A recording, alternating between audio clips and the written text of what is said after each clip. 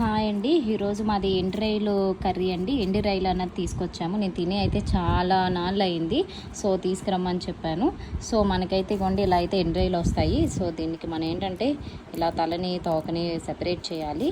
అలాగే లెగ్స్ ఉంటాయి కదా, ఇక్కడ లెగ్స్ ఉంటాయి చిన్న చిన్నవి, ఇవి కూడా ఈ కాళ్ళను వాటిని కూడా నీట్గా క్లీన్ చేసేసుకోవాలి. సో ఇలా సెపరేట్ చేసుకొని మంచిగా వాష్ చేసుకోవాలన్నమాట. వీటితో చాలా కర్రీస్ చేసుకోవచ్చు అండి మనం, డిఫరెంట్ కానీ టమాటా ఎండు రొయ్యలు చేసుకోవచ్చు, వంకాయ ఎండు రొయ్యలు, గుడ్లు ఎండు రొయ్యలు, బీరకాయ ఎండు రొయ్యలు, తెల్లపిండి రొయ్యలు కూడా చేసుకోవచ్చు. మేమైతే తెల్లపిండితో చేస్తున్నాం ఈరోజు. చాలా బాగుంటుందండి టేస్ట్. కొంచెం వేసుకుంటే కొన్ని వేస్తే చాలు, మనకి ఈ స్మెల్ అనేది కూడా మనకి కర్రీకి పట్టేస్తుంది అనమాట. చాలా బాగుంటాయి, మీరు కూడా ట్రై చేయండి ఎప్పుడైనా.